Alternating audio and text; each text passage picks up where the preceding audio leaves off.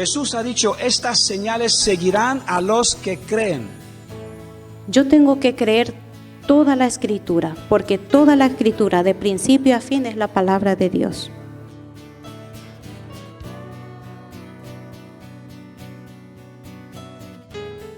Y ese propósito fue venir a morir por todos para darnos, ¿qué? La esperanza de la salvación. No podemos vencer el mundo. Solo con el Espíritu Santo de Dios somos capaces de tener el poder de vencerlo y pisar. Con la Biblia hay que leerlo con humildad.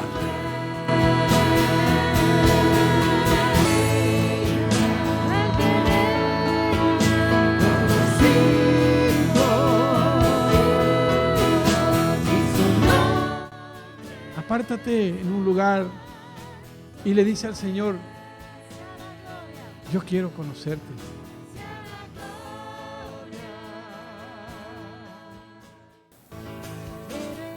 Entonces, hermano, tu vida vale para Dios. Pero tenemos su promesa de que Él está con nosotros.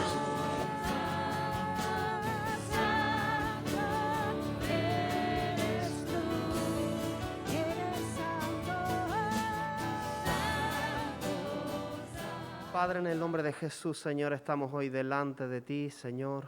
Gracias, Dios mío, por la oportunidad de estar aquí compartiendo con mis hermanos, Señor. Dios mío, yo pongo mi vida delante de ti, Señor, y oro, Dios mío, para que tú puedas, Señor, hablar por medio de tu Espíritu Santo, Señor. Tú puedas instruirnos, Señor. Tú puedas traer revelación de tu palabra, Señor, en esta tarde, Dios. En el nombre poderoso de Jesús, Señor. A ti te damos la gloria, la honra, Señor. Amén. Amén. Muy bien, pues hoy vamos a hablar de algo muy importante que tiene que ver con misiones, ¿vale? Y algo que me gusta aclarar, normalmente escuchamos misiones o misionero y estamos pensando en hacer maletas, coger el avión e irte a otro país, y eso forma parte de las misiones en muchas ocasiones. Nosotros lo hemos hecho, mi familia y yo. Pero hay un concepto muy importante que tenemos que tener claro, es la misión de Dios. Hay una misión que Dios tiene de manera global, ¿vale? Que no es otra que la predicación del Evangelio, que no es otra que el hacer discípulos, y más bien se trata de que cada uno que forma parte del cuerpo de Cristo descubra cuál es su lugar en la misión de Dios. Puede ser aquí, puede ser en el barrio de al lado, o Dios puede cogerte como obrero de su mies y decirte, bueno, a ti te voy a colocar allá, ¿vale? Y después, si quieres, te puede cambiar de lugar. Lo importante es estar en el centro de la voluntad de Dios y saber que estamos haciendo lo que Dios quiere, en el lugar que Dios quiere y en el tiempo que Dios quiere. Yo creo que eso es muy importante. Así que me gustaría compartir con ustedes en esta tarde y vamos a ir al libro de Hechos, capítulo 10. Hechos, capítulo 10. Y la verdad, bueno, para los que no lo saben, mi familia y yo, pues, estamos desde hace unos 9 años y medio en Ecuador. Concretamente, fuimos a la zona Sierra Centro de Ecuador, donde hay una mayoría indígena. En Ecuador hay muchas etnias, para los que no lo saben. Quichuas, luego está en la Amazonía Chuar, Achuar, Jíbaros, Guaurani. Podríamos hablar, cada etnia tiene su particularidad, tiene una cultura característica, tiene un idioma, tiene unas costumbres, unas creencias. Muchas de estas creencias son similares porque, bueno, donde hay una cultura que es tribal, que es animista, que adoran a la naturaleza, ¿no? Esas son como las bases de sus creencias, cuando no tienen al Señor, claro está, pues comparten muchas cosas, ¿no? Como muchos conceptos, pero siempre hay diferencia entre unos y otros. Y la verdad que lecciones aprendidas y que todavía seguimos aprendiendo en el campo misionero, tiene mucho que ver con poder entender y analizar la cultura del pueblo o el grupo de personas a donde Dios nos envía. Ecuador en concreto es un país multicultural. donde tú viajas 2 horas en carro de un sector a otro sector y cambias drásticamente de clima, de cultura, de manera de hablar, de comida, ¿no? Cambias drásticamente. En 2 horas pasaste de la sierra a la costa. Clima caluroso, en la sierra estamos a 2.800 metros. La gente es un poco más tímida, está temprano en su casa, no hay de noche mucha gente en la calle, le cuesta más relacionarse. Si viajas 2 horas a la costa, la gente, el clima es caluroso, la altura ya está casi al nivel del mar, por lo tanto, ¿no? Pues otro clima tropical, bochorno, calor, la gente mucho tiempo en la calle, más abierta, ¿no? Y cambia drásticamente, ¿ok? Entonces, bueno, nosotros estamos en una zona sierra de mayoría indígena, mayoría quichua, pues que son descendientes de los incas, ¿vale? Y luego hay una mezcla ahí también con el catolicismo. Y algo que ha sido muy importante para nosotros, que hemos aprendido sobre la marcha y que pues yo puedo reconocer que quizá me hubiera ahorrado algunos errores a la hora de tratar con la gente si yo hubiera conocido de antemano profundamente la cultura, ¿vale? Por eso se recomienda en ocasiones, ¿no? Cuando alguien está planteándose irse a otro lugar que no conoce, haz primero un viaje exploratorio. Ve, conoce, relaciónate con las personas, ¿vale? Comprende un poco cómo ellos piensan, cuáles son los puntos donde tú podrías entrar con la predicación del Evangelio. Estas son cosas muy importantes. Y mira, dice Hechos capítulo 10. Yo no sé cuántos conocen la historia donde relata aquí en Hechos 10 de la visita de Pedro a la casa de Cornelio. Cornelio, un centurión romano, no vamos a leer todo el capítulo 10 de Hechos, pero Cornelio era un centurión romano que se ve que era un hombre que, a pesar de que no era del pueblo judío, él adoraba a Dios, él oraba, daba acción de gracias, daba ofrendas. Parece que era un hombre que de todo corazón, en la luz que tenía, quería agradar a Dios.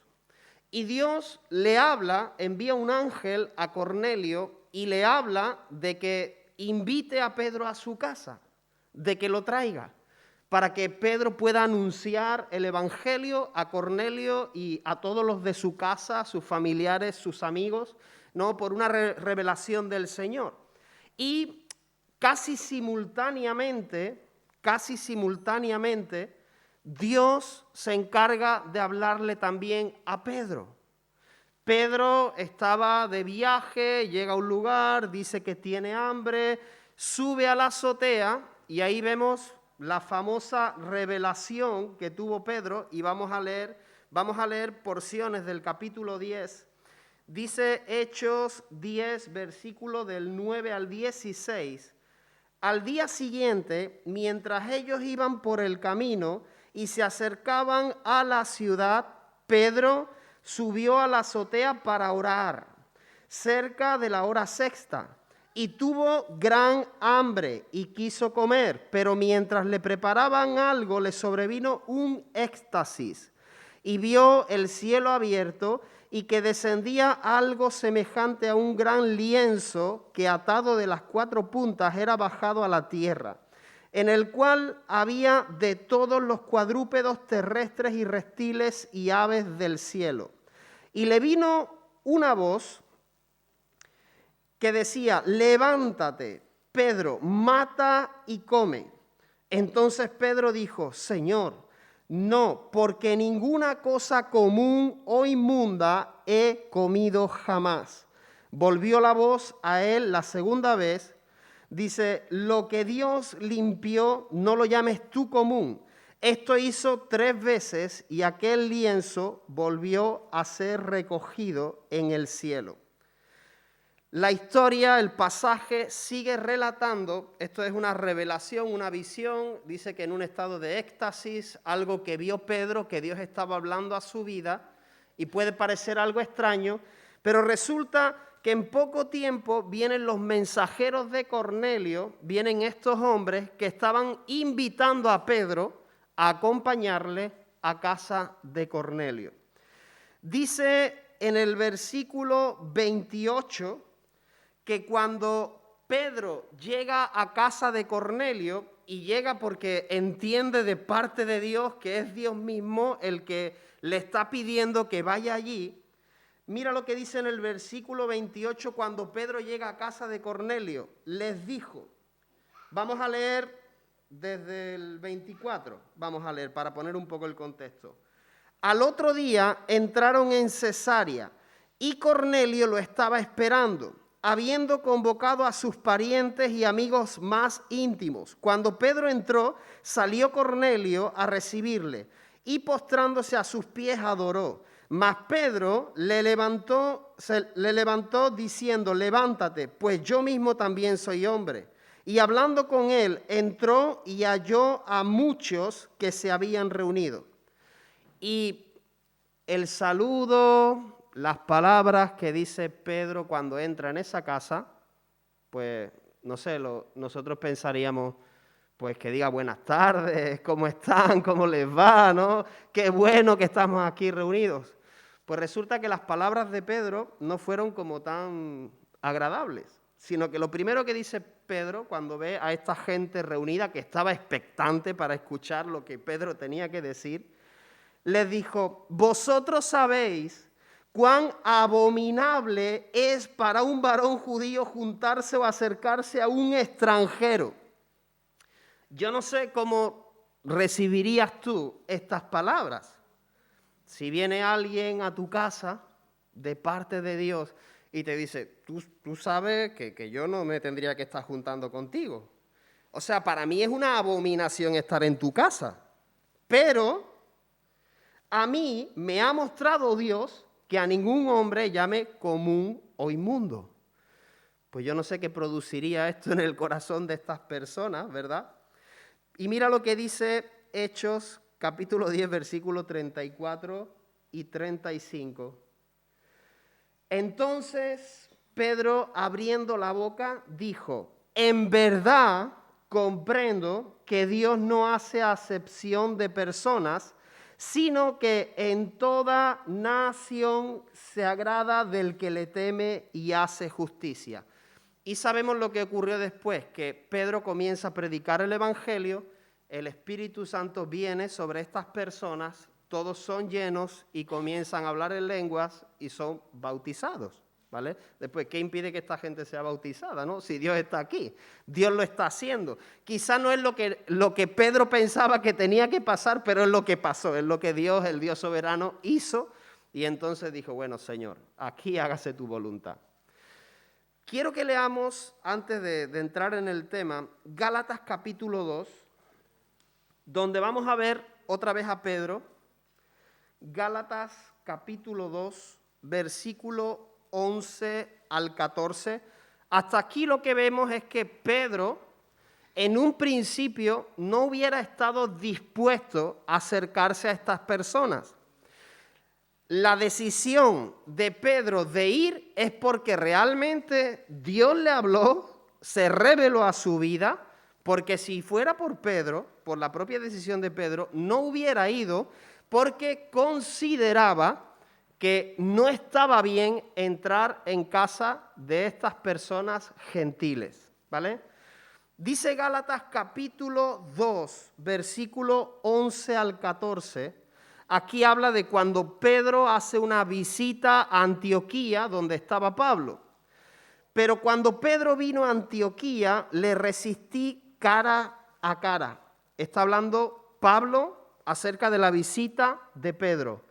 Porque era de condenar, pues antes que viniesen algunos de parte de Jacobo, Jacobo era el hermano del Señor Jesús, que se entiende que se convirtió después de que Jesús se reveló, se manifestó, ¿verdad?, siendo glorificado, y era una persona respetada en la iglesia de Jerusalén.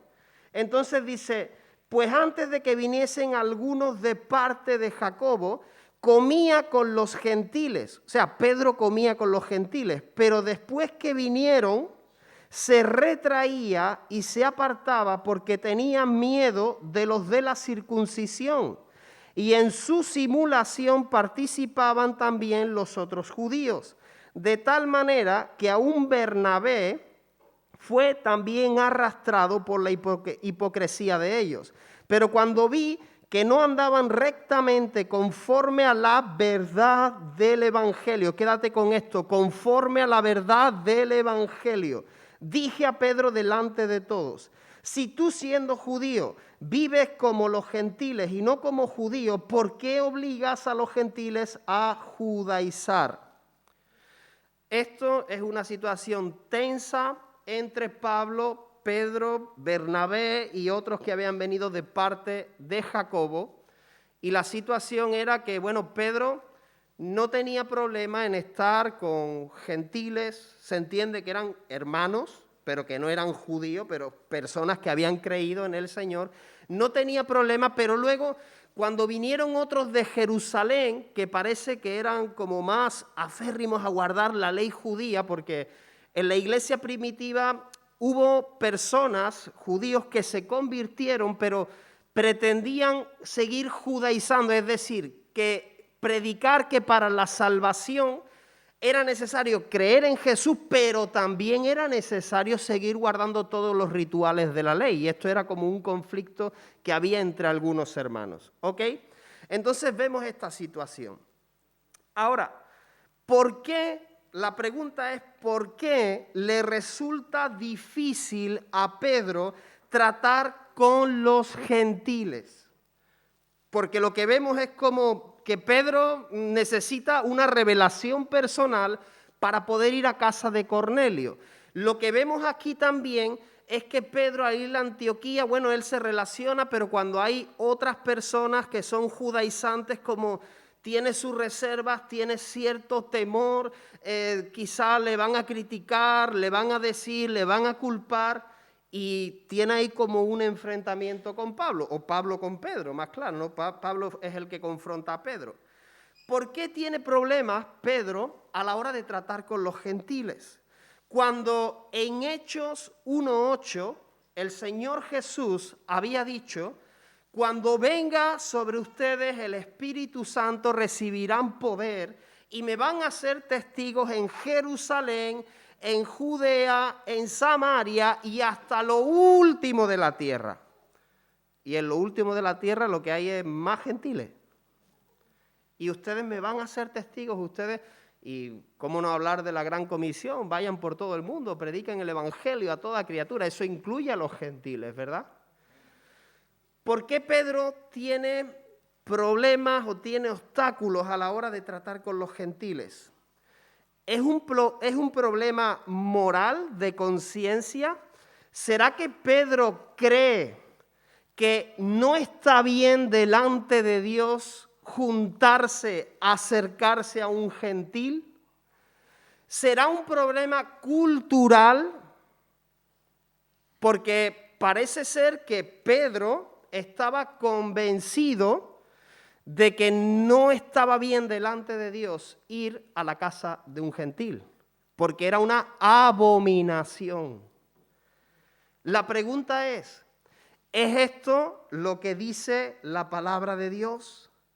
¿Es esto lo que decía, hablando de Pedro en el contexto que él está, es esto lo que enseñaba el Antiguo Testamento? ¿Es esto lo que enseñó Jesús mientras estuvo con sus discípulos?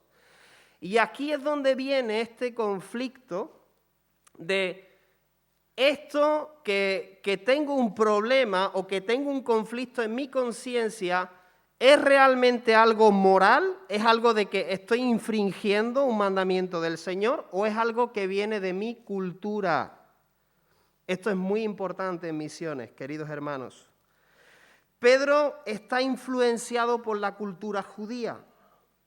Digo cultura porque en el Antiguo Testamento no se habla de que sea una abominación juntarse o acercarse a un extranjero, que es lo que está diciendo Pedro cuando llega a casa de Cornelio. Ojo, Sí está diciendo, cuando el pueblo de Israel entra en la tierra prometida, no hagas alianza con ellos, no dejes a tus hijas para que se casen con sus hijos, ni viceversa, no adores a sus ídolos. Por supuesto que sí, porque Dios es un Dios de santidad y está hablando de no contaminarse. Pero no está hablando el Antiguo Testamento, las leyes que Dios dio al pueblo de Israel, de ni te acerques a un gentil. No está hablando esto.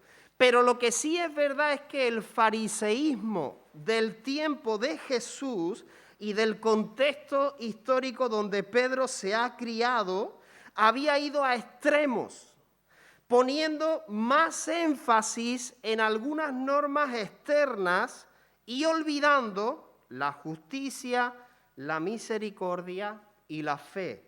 Jesús mismo en Mateo 23 confronta duramente a los fariseos, porque los fariseos hacen énfasis en leyes humanas como si no te lavas las manos no sé cuántas veces, eres impuro, ¿verdad? Si no limpias el vaso de esta manera no sé cuántas veces, pues lo que estás bebiendo es impuro, te contaminas, estás en pecado.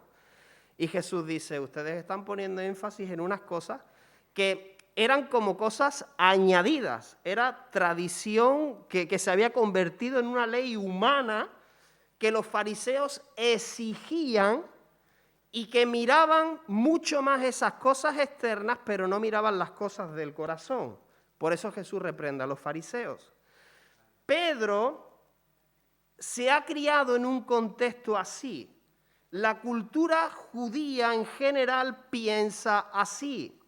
La cultura judía en ese tiempo, lo que sabemos por datos históricos, ¿verdad? Historiadores, es que un judío procuraba ni siquiera rozarse con un gentil, porque si tocaba a un gentil era impuro y tenía que ir a su casa y hacer todo un ritual de purificación. Eso era lo que se creía en ese tiempo, pero vamos a ver qué hizo Jesús en el tiempo que él estuvo con sus discípulos. Mira, tenemos un buen ejemplo en Mateo capítulo 8, versículos 5 y 7, que es cuando precisamente otro centurión, sabemos que Cornelio era centurión, pues hay otro centurión que se acerca a Jesús. Y mira qué hizo Jesús. Aquí tenemos el canon, aquí tenemos la regla, ¿verdad? Para ver, o sea, qué es lo correcto. Pues Mateo capítulo 8, versículo del 5 al 7, dice, entrando Jesús en Capernaum, vino a él un centurión rogándole y diciendo, Señor, mi criado está postrado en casa, paralítico, gravemente atormentado. Y Jesús le dijo, yo no puedo ir a casa de un impío, yo no puedo ir a casa de un gentil, eso es una abominación. ¿Eso le dijo? Jesús le dice, yo iré y le sanaré.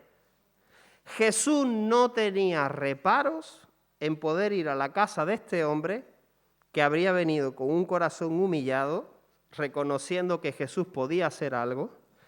Él no tenía reparos de poder ir a la casa de este centurión a orar por su sirviente. No porque Jesús no quiso ir o porque dijo que era un pecado o una abominación, sino porque el centurión toma la actitud y dice, respondiendo el centurión, le dijo, Señor, yo no soy digno de que tú entres bajo mi techo, solamente di la palabra y mi criado sanará, porque también yo soy hombre bajo autoridad y tengo bajo mis órdenes soldados y digo a este ve y va y al otro ven y viene y a mi siervo haz esto y lo hace. Y al oírlo Jesús se maravilló y dijo a los que le seguían, de cierto os digo que ni aún en Israel he hallado tanta fe. Pero no es porque Jesús tenía sus reservas de ir a la casa de un centurión a orar. ¿Sí te das cuenta? Pedro, pues no sabemos, sí sabemos, ¿no? Por el contexto en el que estaba, por qué pensaba de esta manera. El pueblo de Israel había sido escogido para hacer luz a las naciones. O sea, no era que cuando vino Jesús, él habló de ser luz a las naciones, sino Dios habla a lo largo de su palabra de que busca personas que puedan ser luz para otros. Mira, Isaías 49:6, normalmente en el ámbito de misiones se dice que esta es la gran comisión del Antiguo Testamento. Isaías 49:6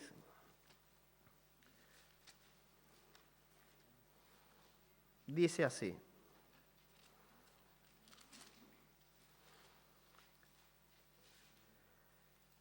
poco es para mí que tú seas mi siervo para levantar las tribus de Jacob. Está hablando Dios a través del profeta Isaías a su pueblo, y para que restaures el remanente de Israel. También te di por luz de las naciones para que seas mi salvación hasta lo postrero de la tierra. Dios había escogido al pueblo de Israel como un pueblo para Él, pero con un propósito. Y el propósito era tomar a este pueblo, santificarlo, y que luego este pueblo viviera de tal manera y mostrar a Dios de tal manera que el resto de naciones pudieran conocer a Dios. Pero parece que Israel tuvo problemas para cumplir con esta misión, ¿no? Eso lo vemos en el Antiguo Testamento. Esta era la tarea que Dios tenía para ellos. Los rescata de la esclavitud, ¿verdad? ¿Te suena esto, no? Los rescata de la esclavitud, los tiene en el desierto dándole leyes, preceptos, mostrando su poder, haciendo milagros, ¿no? Un discipulado, ¿no? En el desierto, discipulado en el desierto, ¿ok? Manifestándose a ellos, diciéndole, verán, cuando ustedes entren en esta nueva etapa que yo tengo para ustedes, la tierra prometida, van a hacerlo de esta manera y tendrán cuidado con aquella cosa, ¿verdad? Y así dándole todas las instrucciones, diciendo, y yo voy a estar con ustedes, pero el pueblo de Israel, pues no atiende, ¿verdad? A razones. Y Dios tiene que estar interviniendo continuamente con el pueblo de Israel.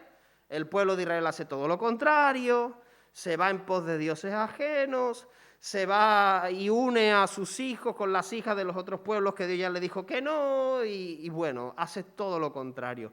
Y Dios vez tras vez tiene misericordia del pueblo de Israel.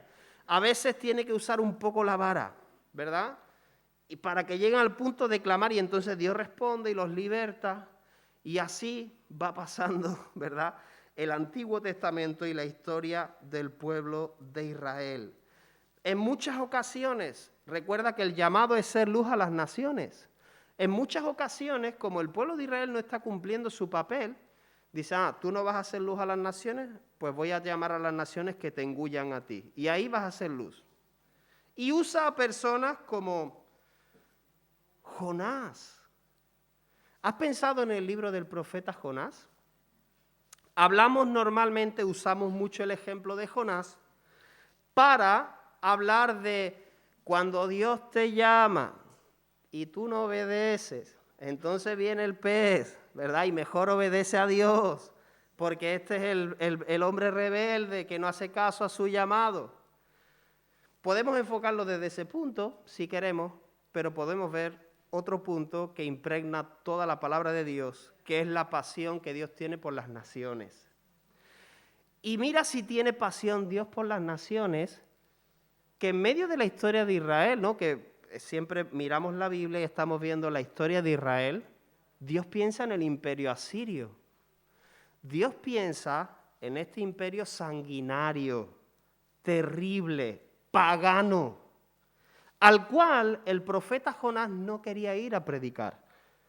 Y no quería ir porque no pensaba que esta gente merecía la salvación. Pero Dios envía a este hombre y mueve todo lo que mueve y la tormenta en el barco y el pez y todo eso para que Jonás vaya a Nínive y predique y Nínive se arrepienta para traer salvación a esta nación. ¡Wow! Entonces Dios está pensando en esos paganos terribles, en esos gentiles abominables que no hay que ni tocarlos ni acercarse. Dios está pensando. Dios permite en el imperio babilónico que haya un Daniel. y le da una sabiduría tremenda, ¿verdad? Y un testimonio tremendo para que al final el rey de Babilonia diga, es que el Dios de Israel es el Dios. Porque Israel no estaba cumpliendo su parte. Bueno, pues lo vamos a hacer de otra manera, pero lo vamos a hacer. Dios lo hizo a través de la reina Esther, en el imperio persa. ¿Sí te das cuenta? ¿No? Al final, ok, vale, de esta que es esclava, tranquilo, venga, reina. Y libertando al pueblo de Dios. Entonces, Dios ama, tiene una pasión por las naciones. Y este deseo de ser conocido por todas las naciones y adorado por todos los pueblos, Apocalipsis 7:9, es tan fácil como mirar el final de la historia. ¿A dónde quiere llegar Dios? Apocalipsis 7, versículo 9. Después de esto miré, y he aquí una gran multitud, la cual nadie podía contar. Y esa multitud estaba compuesta por todas las naciones y tribus y pueblos y lenguas que estaban delante del trono y en la presencia del Cordero, vestidos de ropas blancas y con palmas en las manos. ¿Cómo va a excluir Dios a los gentiles, ¿no? O a otras culturas, naciones? Evidentemente, todos tienen que doblar sus rodillas delante del Señor y confesar que Jesús es el Señor. Pero aquí vemos un panorama, vemos un cuadro donde esto es lo que Dios quiere. Todas las naciones, de toda tribu, de toda lengua, delante de su trono, adorándole por la eternidad. Me impacta, hay muchos textos que no vamos a compartir hoy, pero vamos a puntualizar uno. Mira, Primera de Reyes, capítulo 8. El templo del rey Salomón. ¿Sabes cuál fue parte de la oración de Salomón ese día de la inauguración del templo? Primera de Reyes, capítulo 8, versículo 41 al 43.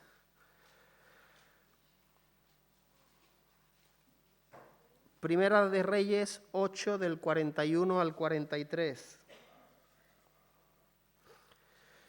Dice parte de la oración, porque es una oración larga, que el rey Salomón hace el día de la inauguración del templo. Pero mira, dice, asimismo, el extranjero que no es de tu pueblo Israel, que viene de lejanas tierras a causa de tu nombre, pues, hace una aclaración, oirán de tu gran nombre, de tu mano fuerte y de tu brazo extendido, y viniere a orar a esta casa, tú oirás en los cielos, en el lugar de tu morada, y harás conforme a todo aquello por lo cual el extranjero hubiere clamado a ti, para que todos los pueblos de la tierra conozcan tu nombre y te teman como tu pueblo Israel, y entiendan que tu nombre es invocado en esta casa que yo edifiqué.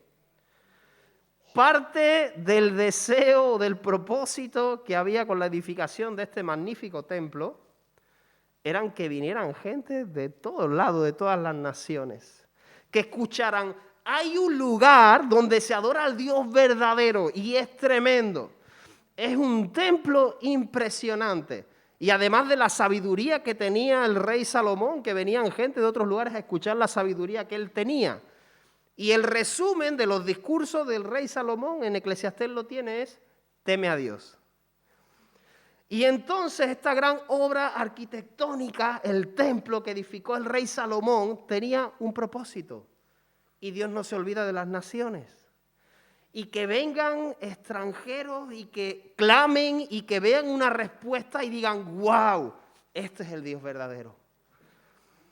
Dios está pensando en las naciones. Pero Israel, el pueblo de Israel, se sentía exclusivo. Nosotros somos el pueblo exclusivo de Dios. Dios es para nosotros. Y no cumplió su misión. Y en cierta manera se creía superior.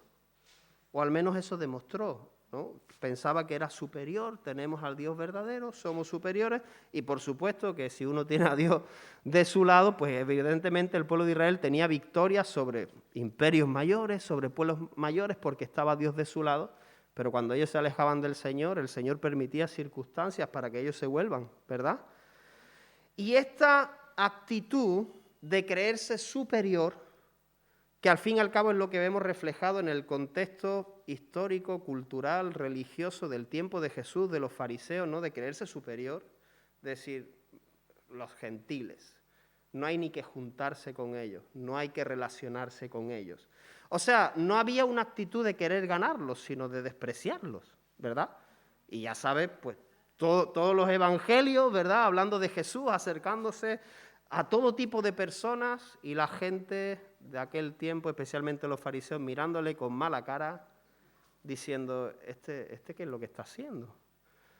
Este se junta con prostitutas, se junta con publicanos, se junta con gente que no es digno de un rabí.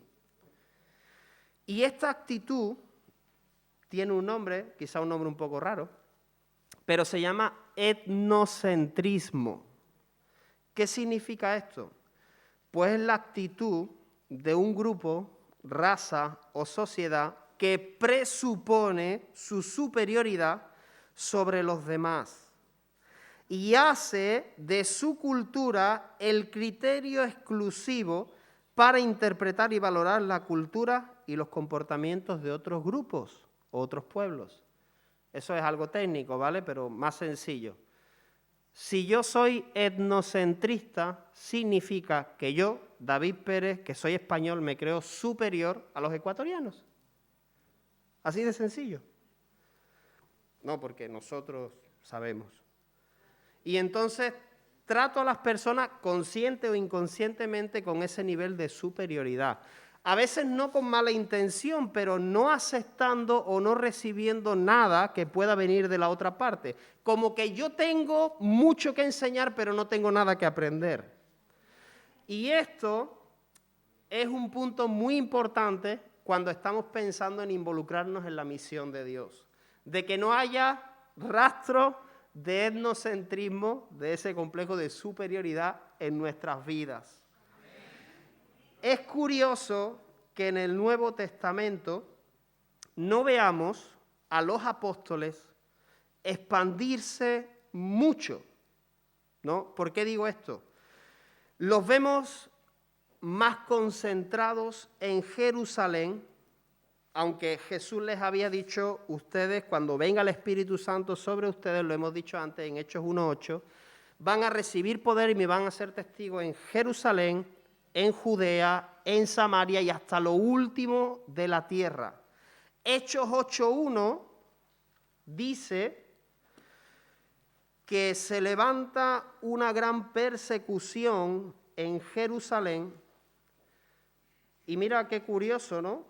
Eso creo que lo he dicho alguna vez, pero si nosotros no hacemos Hechos 1:8, Dios hace Hechos 8:1. ¿Sí?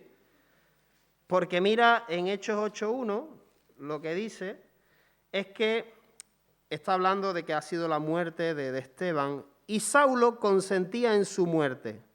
En aquel día hubo gran persecución contra la iglesia que estaba en Jerusalén y todos fueron esparcidos por la tierra de Judea y de Samaria. O sea, vale, mira, te he dicho testigo en Jerusalén, Judea, Samaria hasta lo último de la tierra. ¿No te mueves de Jerusalén? Bueno, te voy a pegar un empujoncito para que vaya hasta Judea y Samaria. ¿Vale? Persecución. Pero mira qué curioso dice, salvo los apóstoles no se fueron de Jerusalén. Es bastante llamativo, bastante curioso. Muchos discípulos son dispersados, empiezan a predicar el Evangelio, se llega pues hasta Antioquía, ¿verdad? Y Antioquía se convierte en esa iglesia pionera misionera, de donde está Pablo, Bernabé y salen, ¿no?, a los viajes misioneros de Pablo. Y date cuenta que la mayor parte del Nuevo Testamento nos habla de Pablo, precisamente Pablo, llegando a los gentiles. No se habla de mucho movimiento entre los gentiles de los apóstoles. Pero luego viene el apóstol Pablo, y evidentemente tiene un llamado de parte del Señor, y él llega a los gentiles y extiende el Evangelio por Asia y por Europa. Pablo se hace a los gentiles para ganarlos, se acerca a ellos. Primera de Corintios capítulo 9, Primera de Corintios capítulo 9,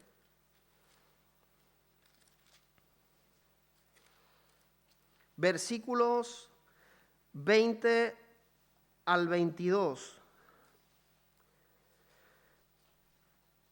Dice, me he hecho a los judíos como judío para ganar a los judíos, a los que están sujetos a la ley, aunque yo no esté sujeto a la ley.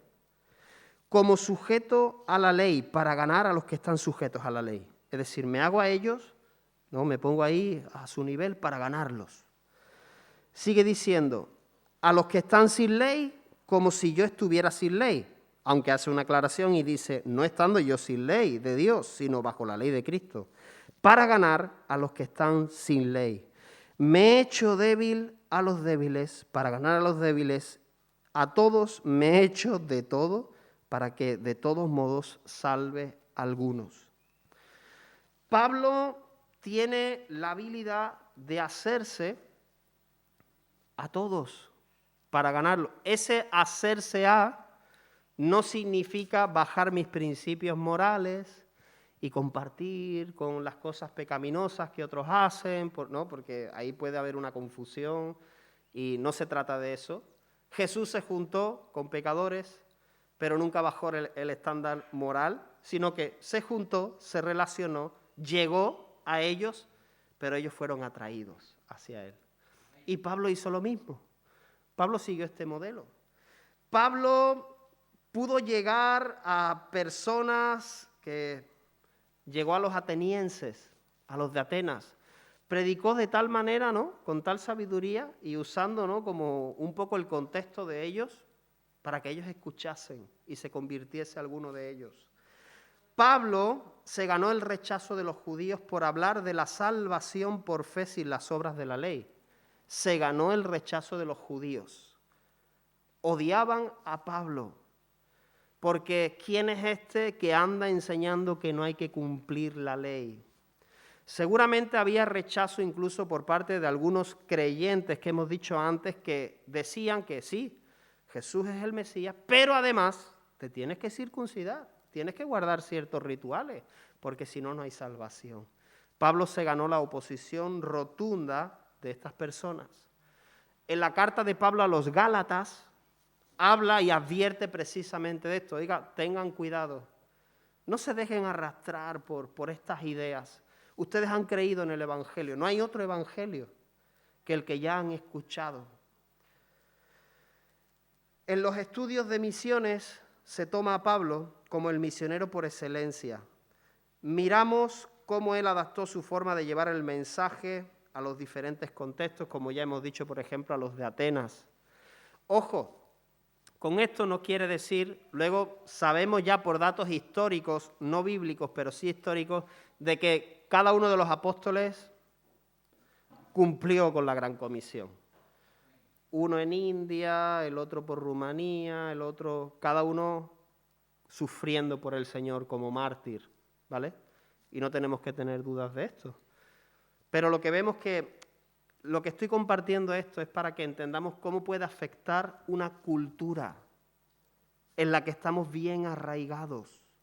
Cómo puede ser a veces un impedimento, ¿no?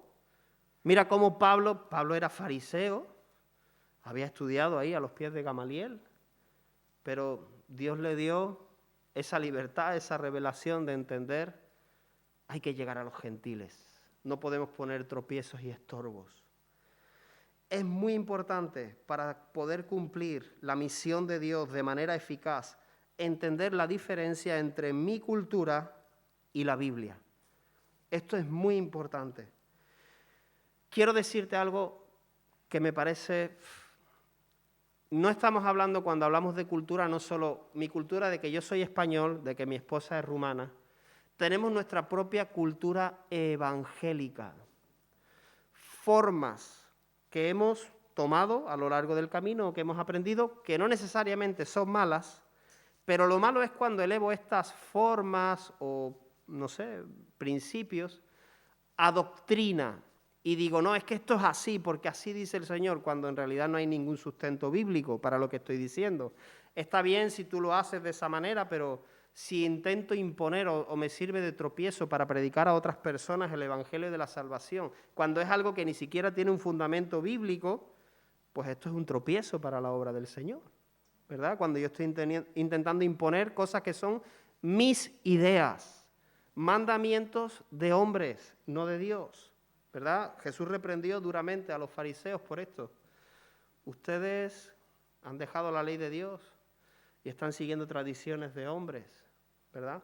Y esto, pues, es una cura de humildad, de analizarnos a nosotros mismos y decir, bueno, Señor, ¿qué cosa en mí puede ser un tropiezo para otro para no poder alcanzarlo? Necesito ser conscientes de mis propias creencias y filtrarlo todo por la palabra del Señor. Este tiene que ser el filtro, esta es la fuente, ¿entiendes? Y posiblemente no vamos a recibir toda la luz de golpe, pero si estamos convencidos de que este es el filtro, cualquier práctica o cualquier creencia que yo tenga, puedo venir y ver, bueno, ¿tengo fundamentos para decir lo que estoy diciendo? ¿Tengo fundamentos para creer lo que estoy creyendo? ¿Tengo fundamentos para enseñar a otros que esta es la verdad? Es así de sencillo, hermano, ¿verdad? Este es el filtro, esta es la fuente, esta es la verdad. No hay otras verdades, esta es la verdad. En tu propio barrio, por eso hablamos de misiones y no hace falta que vayas a otro país. Yo veo que aquí Torremolinos es un lugar bastante multicultural, ¿verdad? Muchas naciones aquí en Torremolinos, ¿verdad? Desde hace mucho tiempo. En tu propio barrio quizás vas a tener que alcanzar a personas de otra cultura. Y vas a necesitar pensar, ok, esta cultura no, quizá hay un grupo, no sé, de musulmanes, un grupo de indios, un grupo de dominicanos, de colombianos, de ecuatorianos. Ok, sería bueno decir, wow, o sea, ¿cuál es el concepto que estas personas tienen y en qué cosas yo puedo empatizar, pero sin bajar los principios de Dios? ¿No? ¿Qué cosas puedo hacer para acercarme y llegar a ellos y ganarlos para la gloria del Señor? El día de ayer hablábamos mi esposa y yo con dos hermanas jóvenes colombianas que hicieron un viaje misionero de Colombia a Ecuador, les recibimos, estuvieron colaborando con nosotros, y estas hermanas tienen carga por España y una de ellas tiene carga por Alemania. Y llevan tiempo orando y ahorrando y están conversando con nosotros para ver qué posibilidades hay de que ellas hagan un viaje exploratorio aquí en España, por 3 meses o un poco menos, que es lo que se permite legalmente a un colombiano que esté sin visa. Y especialmente a la que decía, tengo carga por Alemania, yo le pregunté, ¿cómo te sientes al entender, qué sientes o qué piensas, la diferencia que hay entre la cultura colombiana y la cultura alemana? Y ella decía, wow, sí, es verdad. Y no es por nada, pero nosotros estamos en Ecuador y la cultura latina es como muy avivada, ¿no? El Señor. Y tú coges a alguien en la calle, le hablas del Señor y le dices, Dios te bendiga, amén, y puedes orar por él ahí en la calle, ¿verdad? El fuego de Dios, la pasión de Dios. Pero en Alemania quizás no puedes entrar de esa manera, ¿no? Una cultura bastante fría, bastante de, oye, respeta mi privacidad, no me puedes abordar por la calle a hablarme de tus cosas, no te conozco de nada. Entonces, si se dan cuenta, estas hermanas, mira, gloria a Dios, estamos en contacto porque ellas lo que están buscando es como consejería, orientación en, bueno, ¿cómo podemos hacer? ¿Cómo podemos llegar?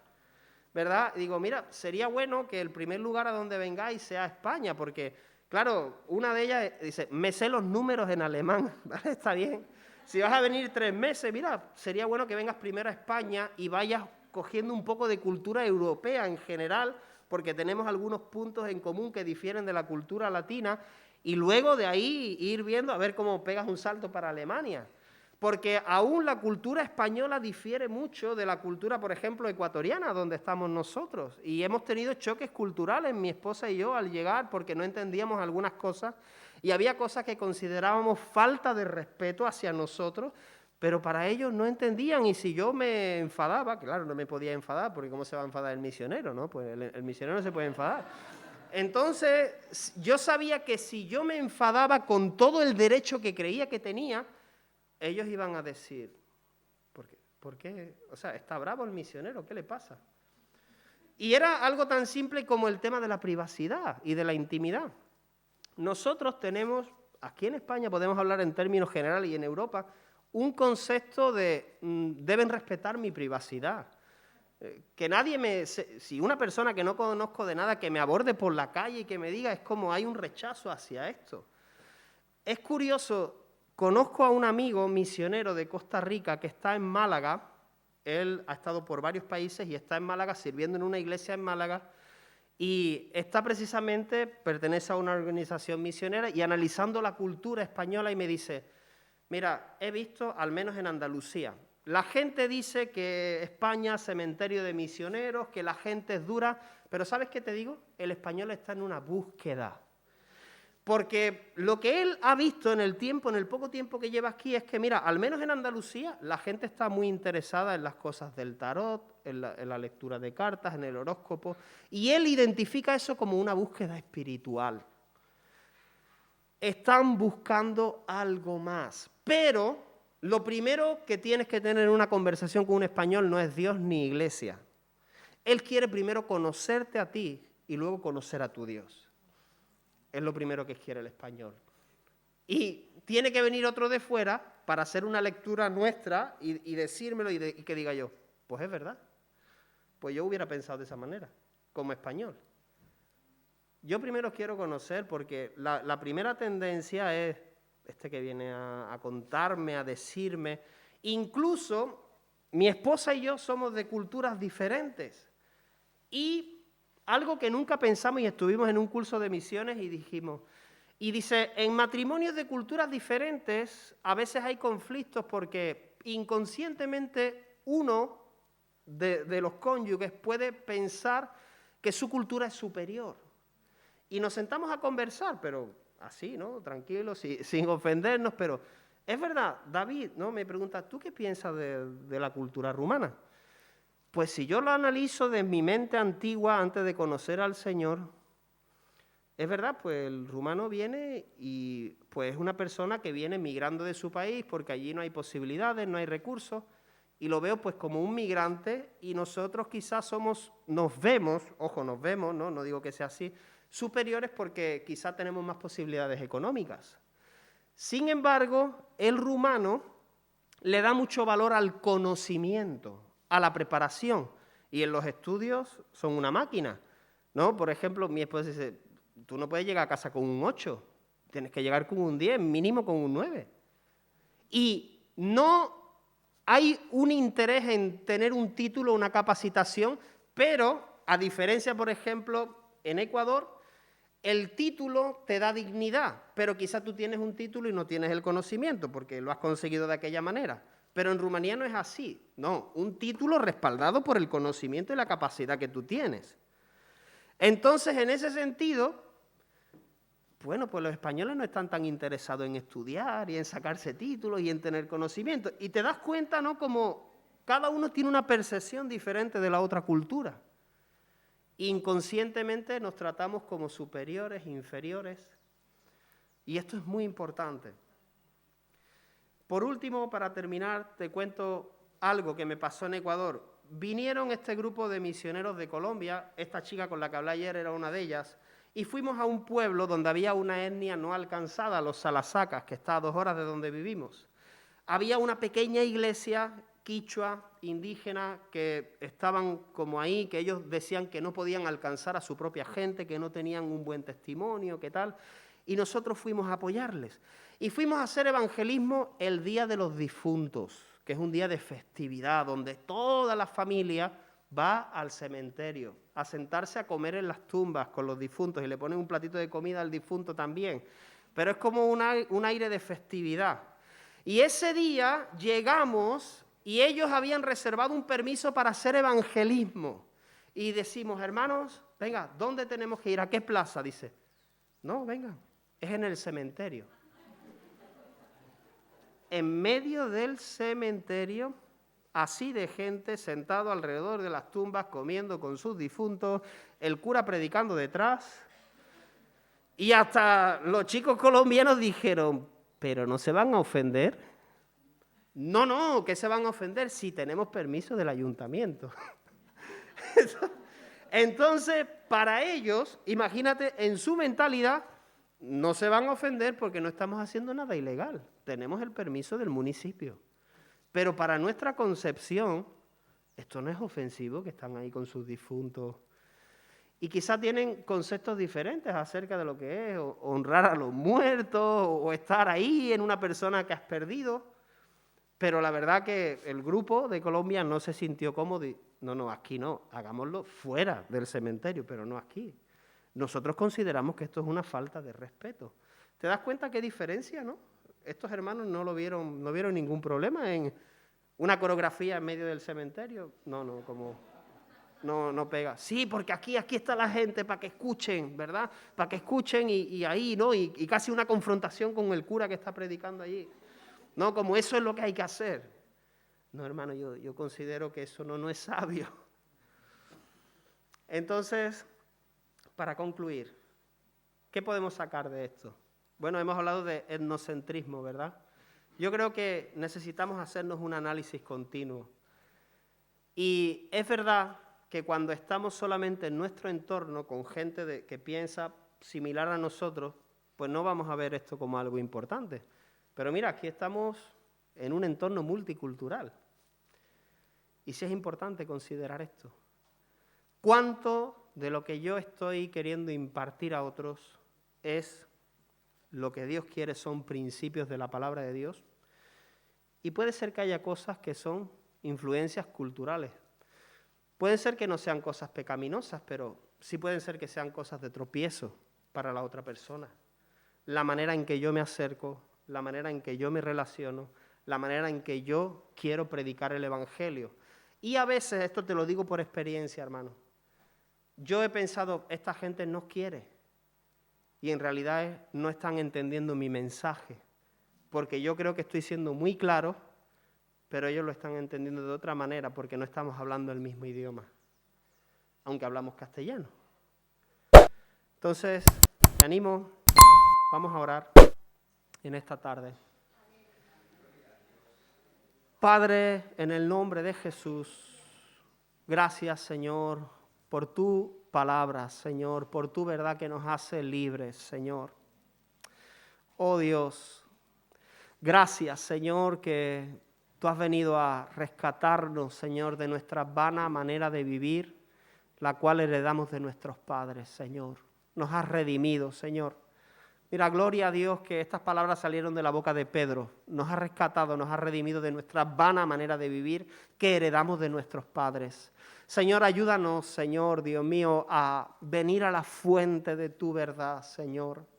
Señor, ayúdanos, Señor, a ser sabios, Señor. Queremos, Dios mío, ir puliendo en nuestras vidas aquellas cosas, Señor, que pueden ser tropiezos, que pueden ser estorbos, Señor. Ayúdanos, Señor, a tener una mente, Señor, de tu reino, Señor. Señor, la mente del reino, Señor. Entendemos, Dios mío, hemos nacido, nos hemos criado, hemos sido influenciados por diferentes contextos históricos, culturales, sociales, Señor. Pero queremos tener, Dios mío, tu cultura, Señor. La cultura de tu reino, Señor.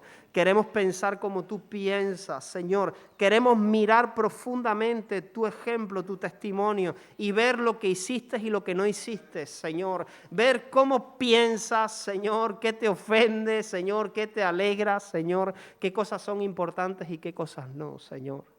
Ayúdanos a darle importancia y relevancia a lo que tú le das importancia, Señor.